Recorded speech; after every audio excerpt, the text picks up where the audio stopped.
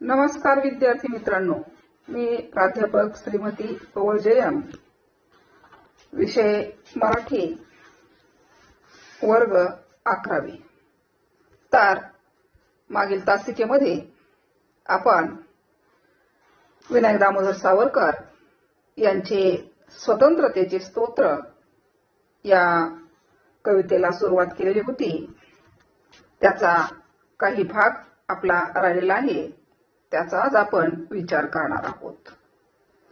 तर आतापर्यंत आपण जो भाग पाहिला त्याचा विचार करूयात. स्वतंत्रतेचे स्तोत्र विनायक दामोदर सावरकर यांनी मातृभूमीचं गायलेलं एक गौरव गीत आहे. यामध्ये कवीनं म्हटलेलं आहे पहा, जयस्तुते श्री महान मंगले शिवास्पदे शुभदे स्वतंत्रते भगवती त्वामहं यशोयुता वंदे. स्वतंत्रता देवी महापवित्र आहे, शुभदायी आहे, शिवाचे सदन असलेली आहे. तिचा मी जय जयकार करत आहे. ती यशवान आहे असं कवी म्हणतात. स्वतंत्रता देवी राष्ट्राचं चैतन्य आहे, नीतीची संपत्ती आहे, या सर्वाची महाराणी आहे असेही कवी म्हणतात. त्याचबरोबर ही स्वतंत्रता देवी चमचम करणारी लखलखीत चांदणी आहे, पण पारतंत्र्याच्या आकाशात मात्र आमच्यापासून ती दूर गेलेली आहे असेही कवी म्हणतात. त्याचबरोबर कवी म्हणतात की गालावरच्या कुसुमी किंवा कुसुमांच्या गाली स्वतंत्रते भगवती तूच जी विलसत असेल आली. की हे स्वातंत्र्य देवी जनमानसाच्या गालावरच्या फुलात किंवा फुलांच्या कोमल गालावर जी उत्साहाची लाली विलसत आहे ती तूच आहेस. इथपर्यंतचा भाग आपण मागील तासिकेमध्ये पाहिलेला होता. आता आपण पुढील भागाचा विचार करणार आहोत. स्वतंत्रतेचे स्तोत्र गात असताना किंवा आपल्या या स्वतंत्रतेचे गौरव गीत गात असताना कवी स्वातंत्र्यवीर सावरकर पुढे काय म्हणतात पहा. तू सूर्याचे तेज उदितीचे गांभीर्य ही तुची स्वतंत्रते भगवती अन्यथा ग्रहण नष्टतेची. तू सूर्याचे तेज उदितीचे गांभीर्य ही तुची स्वतंत्रते भगवती अन्यथा ग्रहण नष्टतेची. याचा अर्थ, हे स्वतंत्रता देवी तू सूर्याचे प्रखर तेज आहेस, समुद्राची धीर गंभीरता ही तूच आहेस. हे स्वतंत्रते देवी तू नसतीस तर पारतंत्र्याचे हे अमानुष ग्रहण नष्ट झाले नसते. हे या काव्यामधून कवीला काय सूचित करायचे आहे? स्वातंत्र्याचा खरा अर्थ कवीने या काव्यामधून सांगण्याचा प्रयत्न केलेला आहे. की जर स्वातंत्र्य देवता नसती तर पारतंत्र्याचे हे अमानुष ग्रहण कधीही नष्ट झाले नसते. आपल्यावर मुळातच अन्याय होतो आहे, आपण मुळातच पारतंत्र्यात आहोत याची जाणीव जर जनमानसाला नसते तर त्याच्या विरोधामध्ये आवाज उठवण्याचं धाडस या माणसांमध्ये कधीही झाले नसते. म्हणजे स्वातंत्र्य नेमकं काय आहे, स्वातंत्र्य कशाला म्हणायचं हे प्रत्येकाला ठाऊक असतं. हे जर ते माहीत नसतं तर या असणाऱ्या पारतंत्र्याच्या जोखडात वर्षानुवर्ष माणूस तसाच अटकला असता. म्हणजेच या कडव्यामधून कवीने स्वातंत्र्याचा अर्थ आपणास सांगण्याचा प्रयत्न केलेला आहे.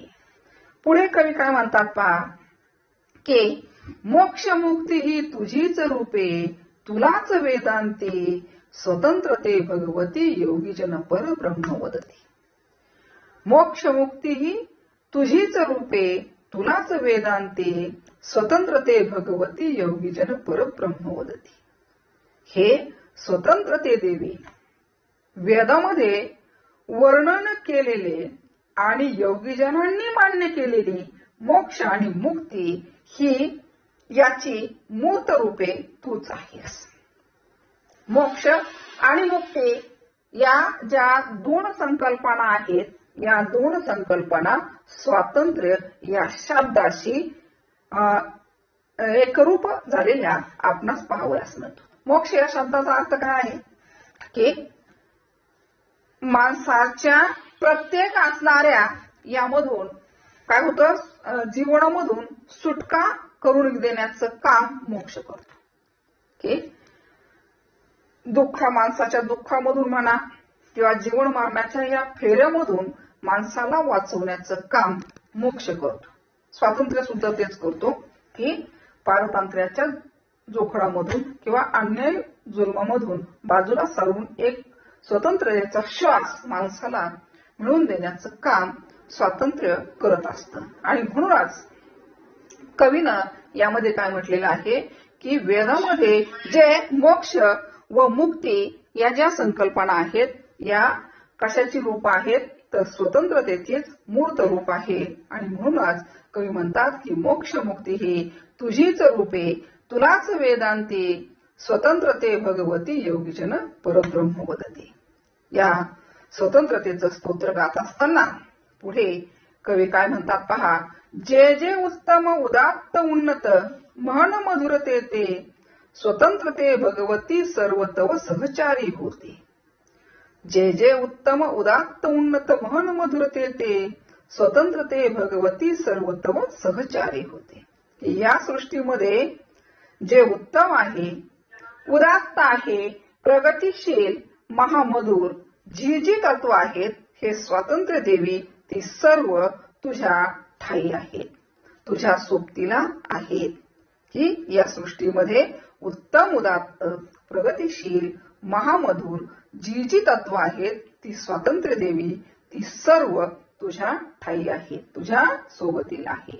की जणू काही कवीनं स्वातंत्र्याची जी वैशिष्ट्ये आहेत ती वैशिष्ट्य या कडव्यामधून सांगण्याचा प्रयत्न केलेला आहे. मातृभूमीचे गौरव गीत गाताना कवी स्वातंत्र्यवीर सावरकर पुढे म्हणतात. हे अधम रक्त रंजिते सुजन पूजिते श्री स्वतंत्रते.